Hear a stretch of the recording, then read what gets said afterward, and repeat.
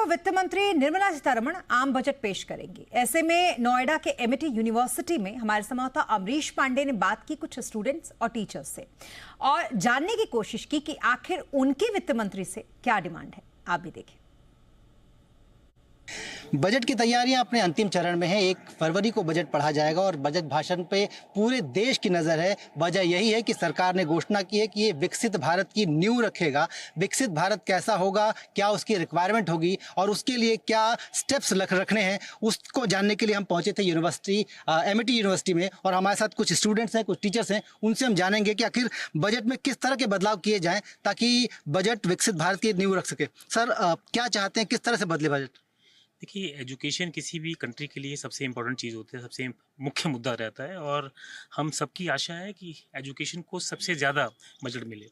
और इसके लिए मैं अगर आप परमिट करें तो कल एक दिल्ली चुनाव के लिए एक पार्टी ने बहुत अच्छी योजना करी है, जिसके लिए मैं कहूँगा कि अगर ये नेशनल स्तर पे भी वही योजना लागू हो जिसमें जो भी नीडी स्टूडेंट हैं उनको स्कूल लेवल से लेकर पीजी तक अगर उनको फ्री में शिक्षा मिल पाए, तो आई थिंक इससे बढ़िया बजट में क्या चीज़ हो सकती है। फ्री स्टूडेंट्स को फ्री शिक्षा मिल जाए कम से कम पीजी तक, ये एक अच्छी योजना हो सकती है। स्टूडेंट्स, आपको क्या लगता है, इस तरह से कुछ राहत मिल सकती है? इंडिया डेफिनेटली आगे बढ़ा है एजुकेशन सेक्टर में, बट अगर हम लोग डेटा देखा जाए तो 3.1% जीडीपी का इंडिया एजुकेशन पे देता है। तो यूनेस्को ने बोला है 6.1% होना चाहिए, उसके करीब होना चाहिए। तो इंडिया को धीरे धीरे करके और अपना बजट बढ़ाना चाहिए, इंफ्रास्ट्रक्चर डेवलप करना चाहिए ताकि फॉरेन स्टूडेंट्स यहाँ पे आके कोलैबोरेशन हो, इंटरनेशनल कोलैबोरेशन हो, जिससे स्किल इन्हांसमेंट इंडिया का भी होगा, इंडिया के बच्चों का भी होगा और बाहर के बच्चों का भी होगा और हमारे देश का नाम भी रोशन हो। लेकिन जब बात फ्री एजुकेशन की हो रही है तो ऐसे में धीरे धीरे बजट बढ़ रहा है एजुकेशन का, क्या रिक्वायरमेंट होगी? अगर एक स्टूडेंट है, आप जिस फ्री एजुकेशन का डिमांड करें, इसका मतलब कुछ ना कुछ दिक्कतें हैं। क्या रिक्वायरमेंट है वो जो पूरा किया जाए तो काम बन जाएगा? I think practical based learning होनी चाहिए, ना कि क्लासरूम। लाइक सर्टिफिकेशन कोर्स होने चाहिए जिससे हम अपनी स्किल्स को अपस्किल कर सकें एंड लाइक बेसिकली जो मार्केट नीड है हम उसको लाइक मैच कर सकें। एक तो हमारे जो एरिया है जहाँ हमें फंडिंग करनी चाहिए, जैसे एआई बहुत है, रिन्यूएबल एनर्जी, इलेक्ट्रिक व्हीकल्स को हमें प्रमोट करना है, ब्लॉकचेन है, तो इन एरियाओं पे हमें पैसा की फंडिंग करनी चाहिए, पहली चीज़। दूसरा ये है कि हमारे पास जितने इनिशिएटिव्स आए हैं, जैसे कि इम्प्रिंट इंडिया है, आपका नेशनल रिसर्च फाउंडेशन है, इसका लोगों को अवेयरनेस ही नहीं है। जो हमारी गवर्नमेंट हमें फाइनेंसिंग दे भी रही है, हम उसको अच्छी तरीके से हमारे बच्चे उसको यूटिलाइज नहीं कर पा रहे हैं। तो गवर्नमेंट को थोड़ा सा अवेयरनेस कैंपेन का भी इसमें ध्यान रखना होगा। एजुकेशन की बात करते हैं तो एजुकेशन के साथ साथ आती है रोजगार की बात, एम्प्लॉयमेंट की बात। और एम्प्लॉयमेंट में सबसे इंपॉर्टेंट शर्त है स्किलिंग। स्किल को डेवलप करने के लिए सरकार ने कई सारी योजनाएं और स्कीम, इंटर्नशिप स्कीम भी लाई है।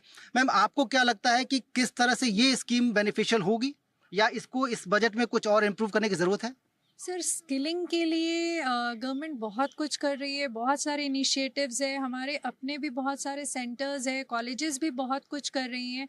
बट सबसे बड़ी बात है, हमारी पॉपुलेशन बहुत ज़्यादा है, हमारा ग्रॉस एनरोलमेंट रेशियो बहुत ज़्यादा नहीं है और ज़्यादा फोकस हमेशा लाइक लास्ट बजट के अकॉर्डिंगली जो रहा है वो स्कूल एजुकेशन में रहा है। और अगर हायर एजुकेशन में है तो बाहर जाने का रुझान भी इसलिए है, साइड ऑफ द माइंड हर बच्चे को ऐसा लगता है कि अभी भले मैं कर्जा लेकर के बाहर चला जाऊं, पढ़ाई कर लूं तो मुझे नौकरी मिल जाएगी। सो कहीं ना कहीं वो नौकरी से रिलेट करते हैं फॉरेन एजुकेशन को। हमारे साथ सबसे बड़ी प्रॉब्लम ये है कि हम अपने आप को उस लेवल में पिच नहीं कर पा रहे हैं कि उनकी बच्चों की स्किलिंग्स बहुत अच्छी कर सके। हम जितनी भी कोशिश करते हैं बट कहीं ना कहीं हमारा रुझान आज भी है वेस्टर्न की तरफ है। तो सबसे पहले ये होना चाहिए कि जो इंटरेस्ट रेट है वो स्पेशली वुमेन के लिए थोड़ा और कम कर देनी चाहिए, क्योंकि हमारी जो पॉपुलेशन है वो बहुत ज़्यादा मतलब गरीब लोगों में ज़्यादा वो है। तो मैं चाहूँगी कि जो जिनकी 2 बेटियाँ हैं या जिनकी 1 बेटी है, कम से कम उनको जो हमारा इंटरेस्ट रेट होता है वो और कम हो जाए ताकि वो ज़्यादा प्रमोट हो अपने बच्चों को स्कूल भेजने के लिए।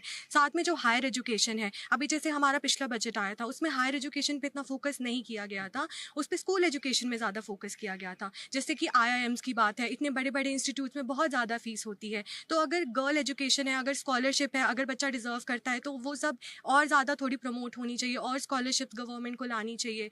तो यही सब है सब। महिलाओं के लिए, बच्चियों के लिए स्कीम को प्रमोशन दिया जाए। सर, आपसे आखिरी सवाल होगा, एक क्रक्स जानना चाहूँगा। आपको अगर मैं कहूँ कि आप वित्त मंत्री हैं और आपको इन बच्चों की डिमांड्स को सुन के बजट बनाना है, आप क्या जोड़ेंगे उसमें?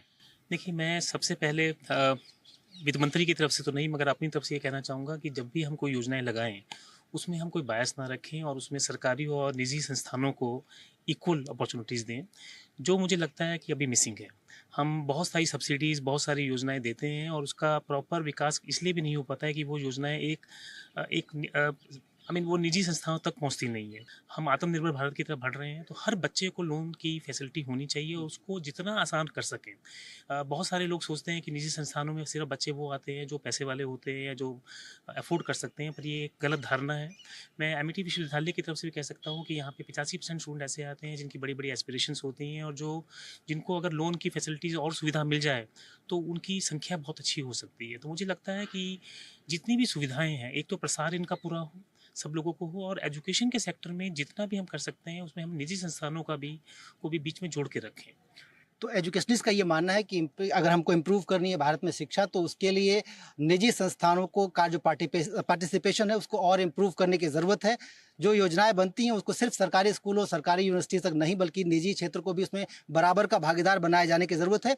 इसके साथ ही लोनिंग और फाइनेंसिंग की जो सुविधा है अगर वो बढ़ाई जाए तो स्टूडेंट्स का जो ब्रेन ड्रेन है वो रोका जा सकता है, उसको भारत में पढ़ाया जा सकता है। कैमरामैन जयदीप के साथ अमरीश पांडे, जी मीडिया।